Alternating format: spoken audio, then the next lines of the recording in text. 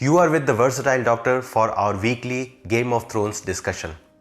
And after watching this week's episode, I was lost for words. Hello, namaskar, welcome, swagatam. This edition of our weekly discussion was delayed and I come to you after much deliberation to say that Game of Thrones has never disappointed me as much as it did yesterday with the penultimate episode of this series. And my thoughts and opinions that I am going to express today will definitely contain some major spoilers from this week's episode. So if you haven't watched it yet, please put this video in your watch later list. So the 5th episode of season 8 of Game of Thrones is named The Bells. So obviously bells are a major plot device in this episode. As in, before the bells start ringing, we are watching Game of Thrones as we know it. After the bells start ringing, well, it becomes a ladder. Chaos is a ladder. The chaotic second half of this episode turns Daenerys Stormborn into a stranger. On multiple occasions previously, Daenerys has used her dragons for the weapons they are. But never before did she lose the connection that we developed with her over the years.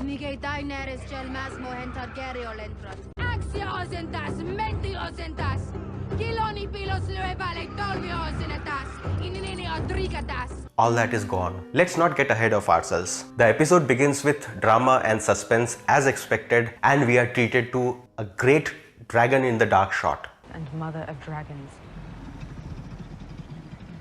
So the suspense about the response and subsequent fate of Varys, Tyrion and Jon after the revelation of Jon's parentage is well done. Full points for another Game of Thrones surprise death, which was not so surprising after all. Then there is an interaction between Jaime and Tyrion. We know what would happen at the end of this interaction the moment it began, but these two guys pull off the complex chemistry of brothers with intertwined fates with gravitas and superb acting. So as Tyrion tries to avoid the complete destruction of King's Landing and deaths of innocent civilians in the wake of Dany's revenge and conquest, the last war begins. The face-off that we have been waiting for so long. And talk about anticlimactic battles. In fact, there is no battle at all.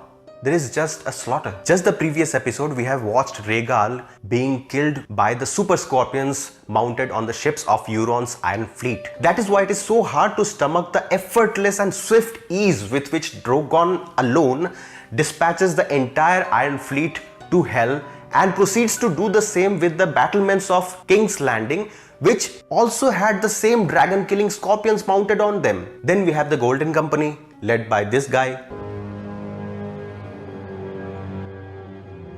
This army looks formidable, and based on the introduction of Captain Strickland in episode 1 of this season, he ought to have had a major role in this battle. Well, he and the Golden Company in Cersei's army were as effective against Dragonfire as Dragonfire against the Night King. Complete waste of a good actor. And honestly, no elephants were harmed in making of this episode. And elephants. No elephants, Your Grace. That's disappointing. I was told the Golden Company had elephants. Still, perhaps you'll agree, even this effortless slaughter was fine to a certain extent, but when that turned into a massacre, the episode was lost. In our previous week's discussion, I talked about the losses that Dany had endured and how those affected her capacity as a ruler. Granted, the rage Dany shows in this episode were fueled by the same losses and her hunger for vengeance. But is that reason enough for a transition from breaker of chains to killer of innocents? And to what end? People do stupid things for love and people do horrible things for revenge. That is okay. But where was the revenge in destroying the alleyways and towers of King's Landing without even touching the Queen? Dany didn't even pretend to be interested in Cersei and the Red Keep. She just razed the entire city of King's Landing. And all that with Dragonfire. Without any dialogues, without any cost to herself, no complex emotions, just plain and simple madness of unleashing a powerful and terrible weapon. Think about it. Anakin Skywalker's turn to the dark side in Star Wars Episode 3 was just as sudden, and we would have accepted that. But was there any comprehensible logic of him suddenly becoming a cold-hearted child murderer? Master Skywalker, there are too many of them. What are we going to do?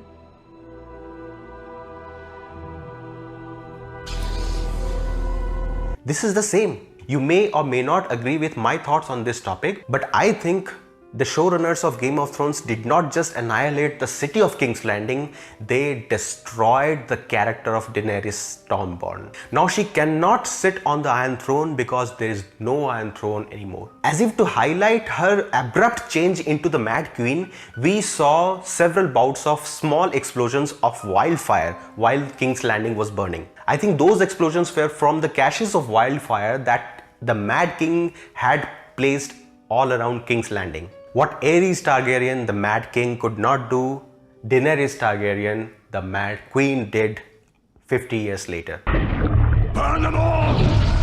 As if that was not enough, they made Arya take a 180-degree turn too. A girl who recited the list of names of people she wanted to kill for years before sleeping. Cersei, Walder Frey, Meryn Trant, Tywin Lannister. And when she was in King's Landing to kill the queen, she bolted. At the end, I was not very disturbed by how she made it out of the carnage of the burning city, but how a calm, uninjured white horse appeared to give her a lift is beyond my understanding. The Clegane versus Clegane battle would have been a satisfactory part of this episode if I wasn't mind-boggled by the ongoing massacre and destruction of the city. Then there is Jaime Lannister. Suffice it to say, 7 seasons of character development down the drain with an meaningless death. But even his death was relatively better than Cersei's end. Abrupt, anticlimactic, and dissatisfying. I did not see it coming. Unexpected plot twists and deaths of major characters is a signature of Game of Thrones, but this episode was just plain simple shock, which I think genuinely hurt many of the fans of this series. The showrunners have sacrificed nuances of plot in favor of visual spectacle for many seasons, but this is unforgivable. Now, I don't have high hopes from the series finale. There may be many more meaningless deaths and unexpected twists. What do you think? How shocked were you after watching this episode? Do let me know your thoughts in the comment section below. If you liked this video, please do share it with your friends and subscribe to my channel to stay tuned with me. Until next week, until the last episode of this series, this is Dr. Abhinav Atul signing off. It is my pride and privilege to be able to connect with you through this video. Namaskar.